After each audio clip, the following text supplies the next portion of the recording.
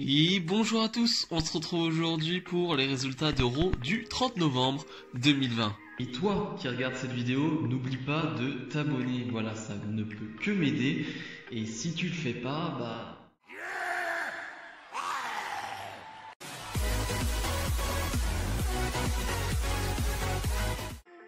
Et on débute ce Raw avec le Moment of Bliss. Alexa Bliss qui a pour invité Randy Orton. Donc voilà, on va avoir une promo entre les deux. Peut-être le meilleur moment du show, déjà, au bout de 10 minutes de show. Voilà. Randy Orton qui ne va même pas avoir peur, qui dit ne pas avoir peur du Fiend parce que voilà, il connaît Bray Wyatt, mais il connaît pas trop The Fiend. Et voilà, il connaît Bray Wyatt, il a une grosse histoire avec, on connaît son histoire. Il va nous dire que voilà, avant, avec Bray Wyatt, il a essayé de chercher sa faiblesse et il l'a trouvée et il l'a brûlée.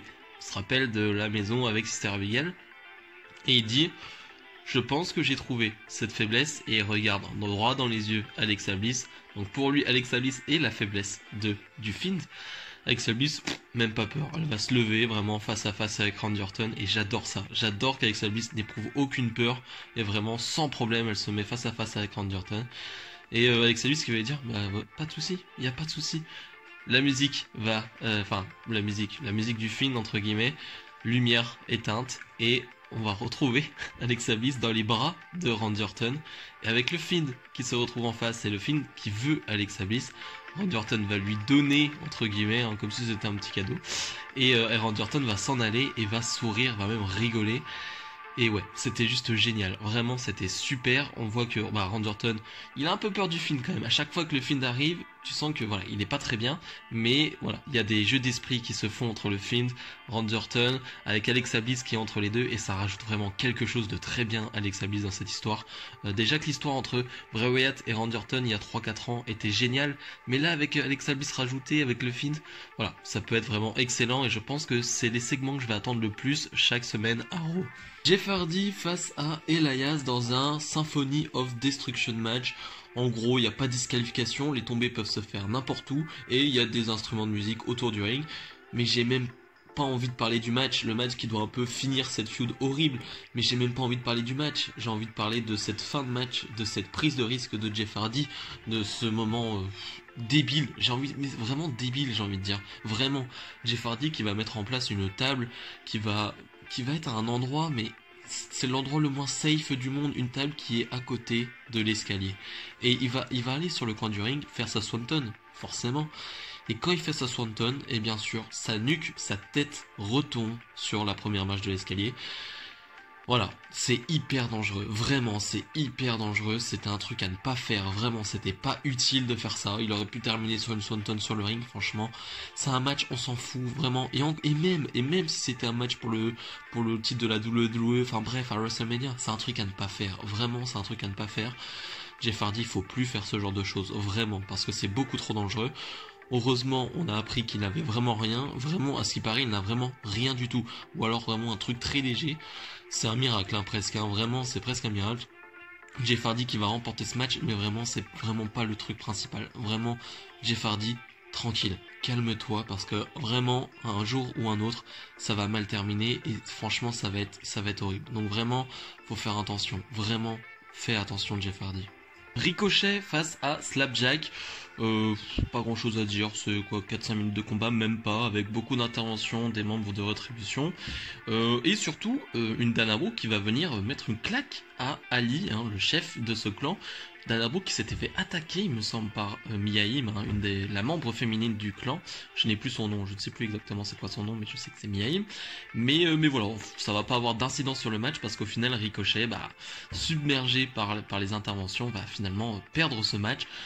Rien ne va plus pour Ricochet, mais voilà, on est plus choqués maintenant. Miss TV avec pour invité Sheamus, et c'était l'un des meilleurs Miss TV de ces derniers temps. Les Miss TV que je trouve très fade, il se passe pas grand chose, et c'est un peu toujours la même chose, hein.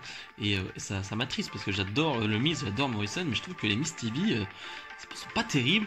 Là ça va être plutôt intéressant, ils vont essayer de dire à Sheamus que c'est pas terrible d'être derrière Drew McIntyre, parce que au final c'est à son ami, un de ses meilleurs amis, hein, c'est comme ça qu'ils le vendent depuis quelques semaines, un Sheamus qui est plutôt face, enfin entre les deux, hein, Sheamus en ce moment, et voilà, il nous dit, moi ça me dérange pas, parce qu'il lui a fait un cadeau il y a 2-3 semaines avec ce kilt, avec cette épée qui vient d'Écosse, de sa famille, et lui il espère rien en retour, il espère pas une chance pour le titre de la WWE, et le Miz essaye vraiment de lui faire sortir les verres du nez, comme on dit, et de lui faire dire que si, ça le fait chier d'être derrière Drew McIntyre.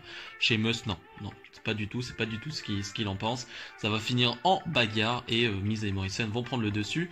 Mais voilà, j'ai trouvé ça intéressant. Maintenant, est-ce que j'ai envie de voir Sheamus contre Drew McIntyre? Non, j'ai pas envie de ça. J'ai vraiment pas envie de ça. L'histoire peut être belle en soi, avec ses meilleurs amis et tout, la trahison de Sheamus qui va arriver, peut-être.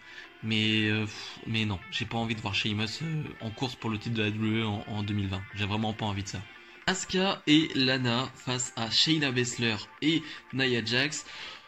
Pas grand chose à en dire de ce match, avec un schéma très classique, hein, ce qu'ils font depuis quelques semaines, c'est-à-dire que Lana se fait détruire pendant tout le match, vraiment se fait dominer, et une Asuka qui va faire un comeback. Mais parlons déjà de ce botch de début de match, où Lana va attendre pendant 1000 ans Nia Jax pour sortir du ring.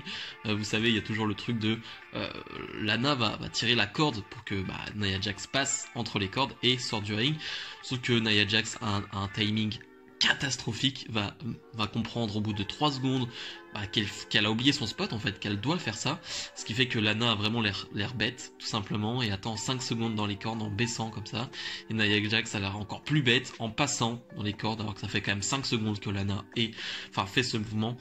Je pense que c'est clairement de la faute de Nia Jax. Alors Lana est pas très maligne non plus, parce qu'elle voit pas le timing arriver, enfin le problème arriver, mais c'est quand même un problème de Nia Jax. Bref, je vais pas m'éterniser là-dessus, parce qu'on va dire que je suis un haineux de Nia Jax. Voilà, le match en soi, voilà, c'est, comme je vous l'ai dit, c'est classique, et un fun match où on essaye quand même de donner une victoire à Lana, même si c'est une victoire merdique, hein, on peut le dire, avec une Asuka qui va faire un kick dans le dos de Shayna pendant qu'elle porte son coquine à cloche sur Lana, et Lana qui va enchaîner avec un tombé et gagner.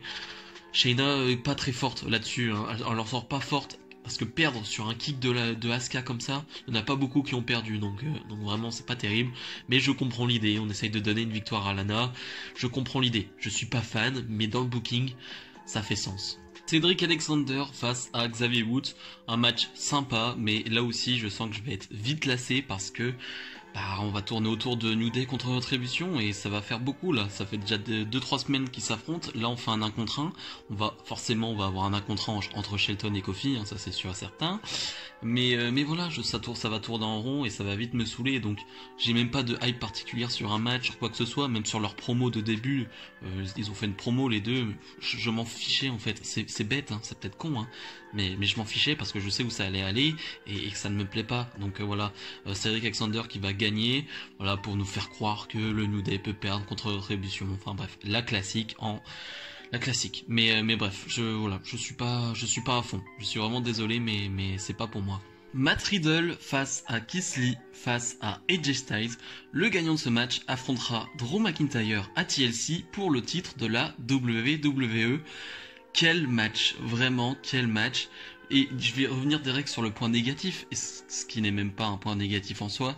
Il est trop court ce match, il est tellement bon qu'on aurait aimé en voir 5 minutes de plus, vraiment, parce que ça fait quoi, 9-10 minutes, quelque chose comme ça, et le rythme est incroyable, c'est-à-dire que j'ai toujours peur avec les matchs à Raw, à SmackDown, du rythme, vraiment du rythme, parce que tu peux avoir un match de championnat, ce que tu veux, tu vas avoir quand même une première partie qui va être assez longue et qui va être assez pénible à voir. Là pour le coup ce n'est pas le cas du tout, on a vraiment 10 minutes d'action pure et dure, d'action très rapide, très dynamique, avec un Matt Riddle qui va vraiment briller, mais j'ai envie de dire ils vont tous briller, et ce qui est pas plus mal, ça ne va pas affaiblir qui que ce soit je pense ce match. Au contraire, ça peut que mettre en lumière les qualités de chacun des catcheurs qui sont sur le ring. AJ Styles en a pas besoin, mais par exemple pour Keith Lee et surtout Matt Riddle, je trouve que c'était important ce type de match. Et c'est vrai que 4-5 minutes de plus, ça aurait été pas mal. Vraiment, ça aurait été pas mal. Donc j'ai trouvé que la chimie entre les trois était parfaite. Le Keith Lee dominateur en monstre comme ça, qui vraiment domine tout le match, qui va projeter tout le monde, qui va tous les jeter partout en fait, hein, il va vraiment les jeter. Et bah c'était génial. avec un Matt Riddle qui va être parfait dans ce rôle de babyface qui veut s'en sortir face au monstre, qui va frapper fort, hein. Matt Riddle va vraiment frapper fort. Bref, c'était génial, et AJ Styles qui apporte cette touche technique au match. Bref, c'était vraiment super. Une victoire finale de AJ Styles qui va faire le tomber sur Matt Riddle, c'était à prévoir là aussi. Donc on aura AJ Styles contre Drew McIntyre à TLC. J'ai déjà hâte, vraiment j'ai déjà hâte, ça va être super, j'en doute pas, mais bref, en tout cas c'était un match que je vous recommande. Dana Brooke face à Reckoning de Retribution, et une Reckoning qui va perdre son masque dès le début du match. Donc si vous n'étiez pas sûr du tout, hein, c'est bien Mia Yim, hein. Bon, on le savait, hein, c'est assez voyant, mais en tout cas elle va catcher sans masque, donc vraiment bon, bah on sait que c'est elle, hein. Vraiment il n'y a pas de suspense, il n'y a pas de surprise, vraiment rien à dire sur le match, vraiment rien du tout. Ali qui va tenter une intervention mais qui va un peu se foirer, Dana Brooke va en profiter, il va faire un roll-up sur Reckoning et gagner ce match, donc victoire de Dana Brooke. RAS, vraiment RAS. Le main event, Sheamus et Drew McIntyre face à Miz et Morrison. Juste avant, on a eu une promo de McIntyre qui n'a pas servi à grand chose. C'était sympathique, mais ça n'a pas servi à grand chose. Il a juste reparlé du passé, de ce qu'il a accompli, et du fait que maintenant, bah voilà, il doit affronter AJ Styles. Mais c'est vrai qu'il n'y a pas grand chose qui en ressort de cette interview. Et on a ce match qui est basique là aussi, mais qui a une fin que je trouve horrible, et ce qui fait que pour moi ça ne donne pas un bon main event, hein. Dans l'ensemble je trouve que c'est pas un bon main event, une fin où t'as des interventions avec AJ Styles qui commentait le match, enfin t'as trop de trucs qui se jouent, et je trouve que c'est trop fouillis, c'est trop brouillon, et je sais pas, ça fonctionne pas. AJ Styles qui va attaquer Drew McIntyre dans disqualification, et va s'en suivre un bordel là aussi pour savoir si Miz cash in sa mallette ou non, parce que AJ Styles veut qu'il cash in, ce qui est plutôt malin là de la part d'AJ Styles, parce qu'il sait très bien qu'il a plus de chances de battre The Miz que Drew McIntyre, c'est très malin, mais Drew McIntyre qui va se relever, qui va finalement ne pas prendre ce cash-in, et voilà, ça va se terminer là-dessus. Mais c'est vrai que c'était trop brouillon, c'était trop fouillis, et je comprends pas pourquoi avoir mis ça en main event. Enfin bref, c'est vrai que j'ai pas trop aimé cette fin de Raw. Bilan de Raw, et ben je ressors avec un goût très amer de ce main event, parce que je me dis pourquoi ça c'est en main event et pas le Matt Riddle, AJ Styles et Keith Lee par exemple, parce que c'était vraiment une bonne fin. Je trouve que ça aurait été vraiment cool, avec peut-être une confrontation finale entre Drew McIntyre et AJ Styles. Voilà, ça aurait pu se terminer là-dessus. Là non, c'est pas très, je sais pas, je trouve ça pas terrible avec AJ Styles.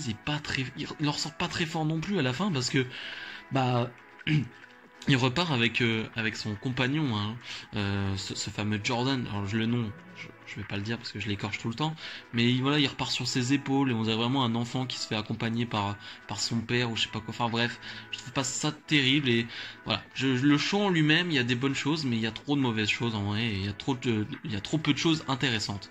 Bref, si vous avez aimé cette vidéo, comme d'habitude, n'hésitez pas à mettre le petit pouce bleu et à commenter. Nous, on se retrouve dès jeudi pour la review de NXT. Salut, salut!